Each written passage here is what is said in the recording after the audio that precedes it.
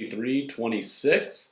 Our topic for this week is European maritime exploration and essentially their encounters with the western coast of Africa. So, last week we saw the spread of Islam along the Swahili states of the East African coast, and we saw the spread of Islam in North and West Africa as a connective feature bringing these regions together.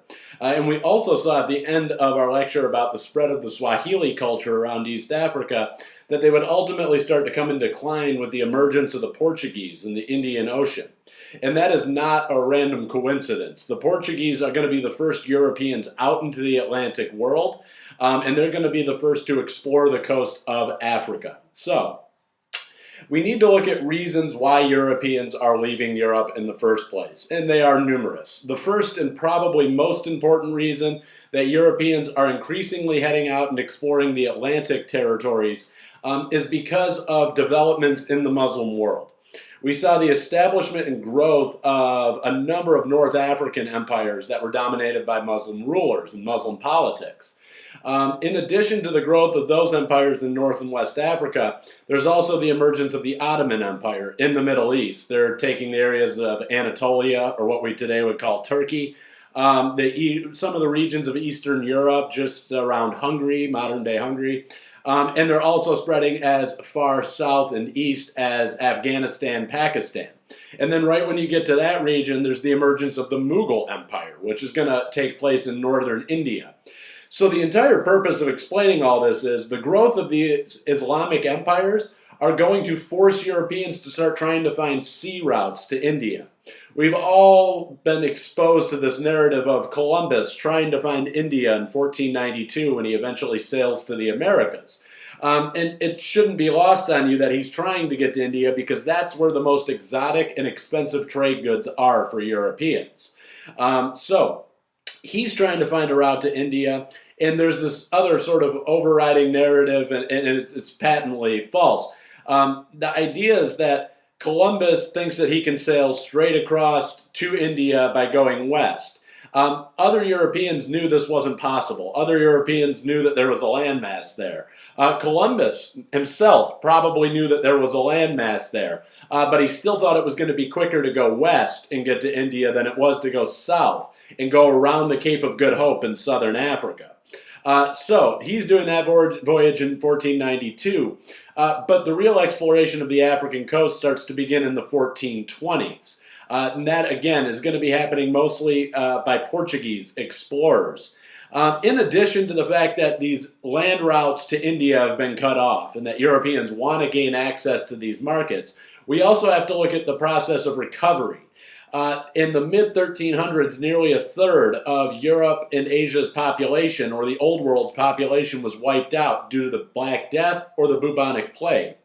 But by the middle of the 1400s, early to mid-1400s, around 1420 to 1450, we start to see Europe going through a recovery. Their population is starting to rebound from the Black Death, and ultimately what that's going to do is create a lot of tension on European resources. They need more stuff. There's too many people, not enough material. So that's going to drive them out into the Atlantic world looking for more access to resources as well. Now, there's one other consideration we have to take into account when we look at European maritime exploration of Africa, and that is the fact that Europeans are ultimately starting to develop new notions about the economy and their own place within the wider world. Now, I want to start this by saying, obviously, we all know that European exploration of the Atlantic is going to lead to the Atlantic slave trade. We know that's coming. We can have the benefit of hindsight, looking back and knowing that that's what's going to come from this European Atlantic connection. But ultimately, it suffices to say that when Europeans are starting to get out and explore the coast, their attitude has changed towards capitalism. They are now fervently in belief in the free market. And what that really means, the reason that capitalism plays such a big role here is, in years past, it really wouldn't be that beneficial for somebody to go get on a boat, sail all the way to India, buy some trade goods, probably lose a third of your people on the trip due to scurvy and other shipborne diseases, potential attacks by pirates, bad weather and sinking of the ship on rocks and things like that in coastal areas. These are all big, risky endeavors. And in years past, nobody in Europe was willing to do this. But the prices of the things that are being bought in Asian markets, mostly India, but to a lesser degree China, they are fetching huge prices in Europe. They are luxury goods. They're things that people with a lot of money and a lot of resources are willing to pay a lot for. And this is what gives rise to that notion of free market capitalism in Europe, one that will be exported over to the Americas when we see the establishment of colonialism. And that is that Europeans during this time, they see the opportunity. They see that whatever someone's willing to pay for a product, that's what the product's worth. So if I have this particular magazine right here, if you're willing to pay $5, it's worth $5. But if somebody next to you is willing to pay $500, it's worth $500.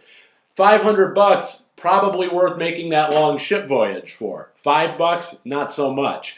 And so ultimately what we're seeing here is this attitude towards free market capitalism is what's fetching such high prices. Whatever someone's willing to pay for it in Europe, that's what it's worth, and that's what's making it worth it to get on a boat and sail all the way to India to find these luxury goods. Now, another corollary process that starts to come up as a result of this is mercantilism. This is another major economic component of European attitudes entering into the Atlantic. And it's also what's going to drive a lot of the competition that builds the slave trade into what it is forward. And now mercantilism is a big fancy word for saying there's a finite or limited number of resources in the world. And let's say that those resources are represented by this circle, well, semicircle, whatever you want to call that. So there's only this much gold in the world. If I take that much of it, there's only this much of it left. If I'm taking half, then there's only 50% of the gold in the world is left for you to take. And this is what's driving competition between European nations. They start to view the whole world and all of its resources in this way. There's only so much land. There's only so much gold. There's only so much labor. And if I don't get it, then my competitor is going to. And if I'm British, that means the French, the German, the Portuguese, the Spanish, they're all going to get it.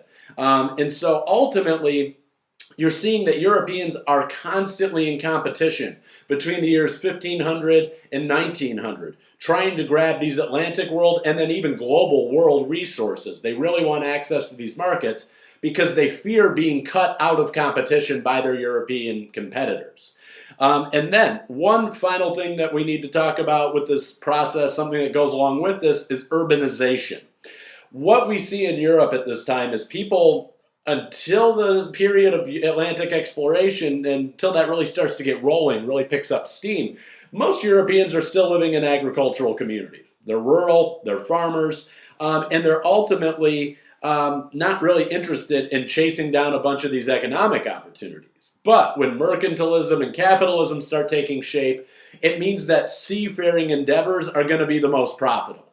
And this is what starts the process of urbanization in Europe. People start leaving the hinterland and they cluster on the coast. They're clustering in cities like Amsterdam. They're clustering in cities like Liverpool. They're clustering in the coastal cities of France and in Germany. They all need to be on the water because that's where the money is. And that's what drives the process of urbanization forward. And as urbanization goes forward, you see an elimination of nature around you and the construction of major urban centers, big concrete cities, stone cities, things that are built out of man-made products. And so this drives Europe into the Atlantic with an attitude that they are no longer part of nature. Nature is something that gets in the way of progress, of civilization. Essentially, when they enter into the Atlantic world, their attitude is, if there's a forest in the way, burn it to the ground and go right through. Whereas up until that point, it used to be there's a forest in the way, walk around the forest and get to the other side. Now they're just going to clear cut the thing and get it out of their way. And this attitude of nature being an impediment to European progress or civilization deeply impacts the trajectory of their relations with native people that they're going to encounter, whether it be in Africa, Asia, or the Americas. all of those communities are still living more in tune with nature. They don't have this attitude of nature is stopping progress. Their attitude is progress continues hand in hand with nature.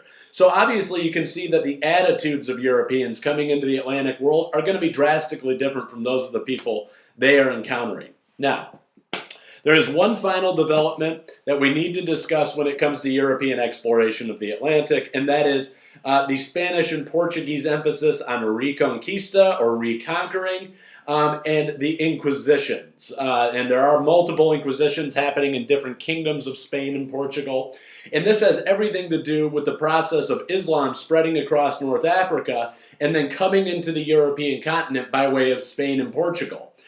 When we're talking about the 1300s, this is a period in which Portugal and Spain and their Christian kingdoms are kicking Muslims out. Those are the Reconquistas that we're talking about. The Reconquista is this process of Christian rulers displacing Muslim rulers and driving Muslim populations back into North Africa. Now, as they're doing that, they are forcing the conversion of anybody who is not Christian. So anybody who's Muslim, anybody who's Catholic, or sorry, not Catholic, anybody who's Muslim, anybody who's Jewish is going to have to convert to Catholicism or face torture or deportation. And the Inquisition is going right along hand in hand with that. The Inquisition happens after the Reconquista and after the forced conversion of a number of people. The concern in Spain's Christian kingdoms at this time, in Portugal's Christian kingdoms, is that the people who converted, or what they call conversos, have not truly adopted Christianity as their religion. In other words, the Christian kingdoms of the Iberian Peninsula are concerned that these people converted, but they only did it out of political or economic practicalities. They don't really believe in Christianity. So the Inquisition is this period in which they start testing people's faith. Are you a true convert to Christianity, or did you just pretend to stay in Spain and Portugal? And they're using a lot of very heavy-handed tactics to try to get people to admit that they're not true converts. They're torturing people. They're stealing people's resources. They're threatening them with forced deportation. And so, ultimately what we're going to see is when Spain and the earliest nation out into the Atlantic, Portugal, starts to head out there, they have a very, very unique mindset. They're not just out to seek gold and wealth and resources and free market economies and all these other things that Europe is concerned with. They're concerned with all that, but they're also concerned very, very acutely with the process of converting every other population they come into contact with. They're going to do it with Native Americans in the Americas. They're going to do it with Africans when they encounter them on the African coast, and they're going to create small Christian communities in Asia wherever they're setting up as well. And so you have this unique outlook from the Portuguese and the Spanish, in that they are also looking to convert whatever people that they're coming into contact with. So, as I mentioned, the Portuguese exploration of the islands off the west coast of Africa and the coastal communities of West Africa begins in earnest in the 1420s. And as they're making their way along the Gulf of Guinea, down into West Central Africa, they're establishing trade relationships with coastal communities all the way down. They're simply interested at first in accessing whatever's available in African markets. And a lot of that goes towards the goal of exploration. Again, they're trying to get to India. But that's not going to happen until Vasco da Gama rounds the Cape of Good Hope in southern Africa in 1498, starts to explore the eastern states of Africa, the Swahili states and the trade networks of the Indian Ocean, and then he'll continue on to India, finding that sea route. But it's important to understand that you need resupply points on the way. You can't stock your ship with everything you need in Portugal and sail straight to India. You're going to have to stop along the way. Well, in the future, we're going to see that this is how the Dutch established their colony in Cape Town. But when it comes to the Portuguese, they're making trade contacts all along the western African coast. And the map in our slideshow will show you where they're coming into contact with at different points throughout the 15th century. So, the case study for this week is the conversion of Dom Afonso, or King Afonso I of the Kingdom of Congo. This is one of many centralized kingdoms in West Central Africa that's built out by the Mbundu or the Kikongo-speaking people of Central Africa. So with Dom Afonso, we see that the Portuguese are arriving in the Congo River Basin around 1483. That's when they start to sail up into the immediate interiors of the Congo River Basin. And at that time, Afonso I is about in his 30s, and his father has already adopted Christianity as a religion. And he did this as a means of bettering his relationship with the Portuguese. But the entire purpose of this case study this week is to show you exactly how quickly European presence in an African community can really disrupt the existing structures there. Slavery existed in the Kingdom of Congo, just like it existed all over Africa and around most parts of the world at this point in time. Slave markets were already available when Europeans showed up. But who was being taken as slaves and who was being sold in these markets, this was governed by a lot of very strict rules within the indigenous slave system. But we see from the letter, the excerpt of a letter that King Afonso I sends to his counterpart, King João III in Portugal. What he's basically saying is the presence and demand for slaves by Europeans at the coast, in particular in this case the Portuguese, have totally destroyed our kingdom. What has happened is we went from a well-structured slave system in which we grabbed enemies of our states, POWs, people from the interior that are not part of our ethnic group or our linguistic group. They were grabbing other people because there were rules for how slavery worked, and they were making them available in the slave markets. But these people just simply didn't amount to enough numbers for what the Portuguese needed. And so the Portuguese are going, we need more slaves, we need more slaves, we want more slaves. And that has everything to do with the fact that the Portuguese have just established a colony in what today we call Brazil. And Brazil will ultimately import 5 million slaves from mostly West Central Africa, this region we're talking about in our case study. So, as you see the establishment of Brazil and the growth of a slave culture in Brazil, the demand for slaves in Congo gets even higher. And people in Congo, they see an economic opportunity, and they start breaking the natural rules of slavery that have existed in this area. They start grabbing the sons of noble people. They even start taking members from Afonso's family. So they're taking royalty. They're taking members of their own community, and that's because people in their country are so desirous for trade with the Portuguese because it represents such an economic opportunity. But the demand that the Portuguese are bringing in for slaves is totally disrupting the slave system. So what we're seeing here is that this community is being forced to deal with external influences from the Portuguese and internal influences from their indigenous slave systems. And at the end of this letter, essentially what King Afonso is saying to King João in Portugal is, no more demands for slaves. Do not come here looking with, don't bring guns. Don't bring rum. Don't bring European-produced clothing. We don't need any of it. Everything we've got, we can make ourselves, with the exception of flour for communion and wine for communion. That's all Afonso wants. He really readily takes to the Christian religion and wants to spread that around the community.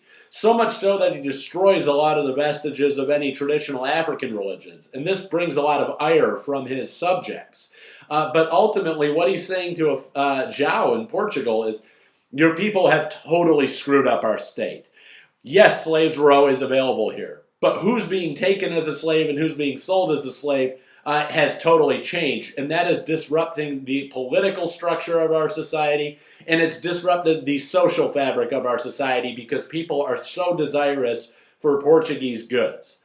Now, this is similar to what will be happening in the Swahili states when we see the Portuguese coming into Zimbabwe, Mozambique, and those areas, the markets of Sofala.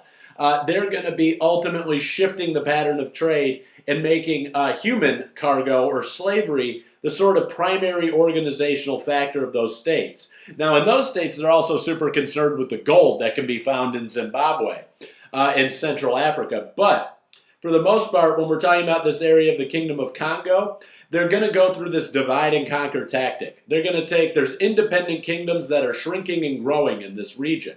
Congo is going to align itself with the Portuguese and grow for a period of time, until the Portuguese also create an alliance with the neighboring kingdoms of Ndongo and Matamba. And then when they align with those groups, it shrinks the Congolese kingdom.